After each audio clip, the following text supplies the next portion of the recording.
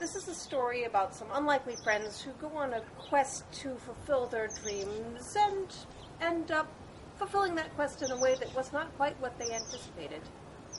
Once upon a time, there was an old donkey who was too sore and tired and grizzled to be able to pull the cart for the farmer any longer. And he knew that there was no place for him on the farm, and he wasn't quite sure what was going to happen, but he was pretty sure he wasn't going to like it. And so he decided it was time for him to strike out on his own, to fulfill his dream of becoming a musician. He knew that his voice was the loudest in the farmyard, a thing of beauty. And so he set off down the road toward the town of Bremen. And as he was clip-clopping along, he saw along the side of the road a dog just lying there panting. And being a friendly sort of beast, he went up to the dog and he said, "Friend, how is it with you?" "Oh," said the dog, "not so well. I'm getting older and I can't run fast enough to hunt rabbits anymore, and I really don't think there's a place for me at my master's any longer, and I don't know what to do." "Well," said the donkey, "I know what to do. I'm going to the town of Bremen to become a musician, and you can come with me." "Oh, wonderful," said the dog. "The master used to say he could hear the music of the hounds as I went baying after the rabbits. Oh, oh, I'll join you. That'll be wonderful." And so the two of them traveled down the road together. And it wasn't very long before on a fence alongside the road they saw a cat. "Meow, meow," she called in the most plaintive kind of voice. "Friend," said the donkey, "how is it with you?" "Oh," said the cat, "my teeth have got dull, and I'm maybe a little plump, and I don't catch mice like I used to, and I'm afraid there's no place for me any longer in my mistress's house, and I don't know what to do." "Well," said the donkey, "I know what to do.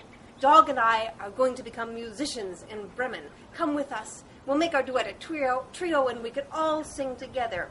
"Wow, what a wonderful idea." And so the cat hopped up on the donkey's back, and off the three friends went together. And before very long, as they traveled down the road, at the side of the farm, they heard a rooster looking just as miserable as a rooster can look. "Friend," said the donkey, "how is it with you?" "Oh," said the rooster, "it's terrible. I heard that I'm going to be sent to the soup pot." "Oh, well, that's not good at all. But you know what? You're welcome to come with my friends and me. We're going to go become musicians." "Musicians? I'm a singer. Every day I wake people up. "Well, come with us then." And so Rooster hopped onto Dog's back, and off they traveled together.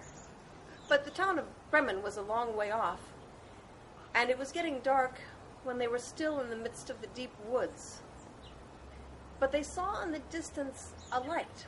"Ah," they thought, "a house. Well, we'll go there and we'll sing for our supper, and they'll let us in and they'll give us food and shelter, and we'll have a place for the night. That'll be very good."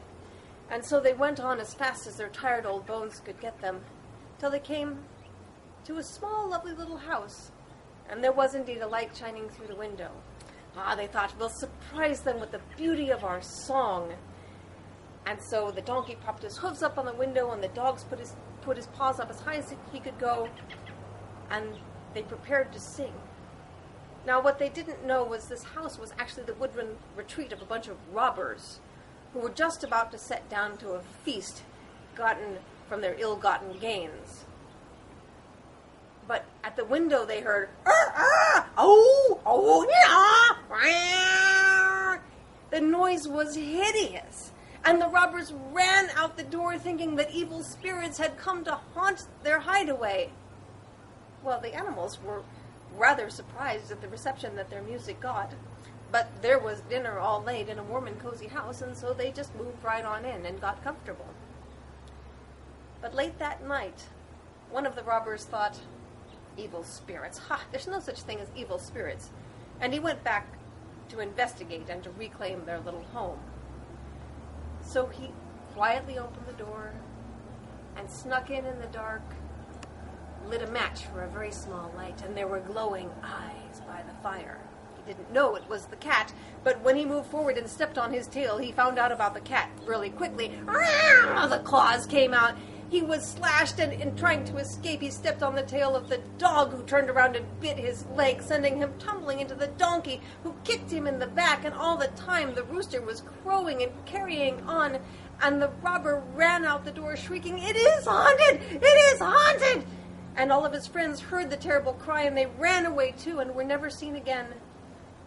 And the musical friends decided they were just going to move into the cottage and make music together. And because they were so far in the deep woods, nobody ever told them just how hideous they sounded.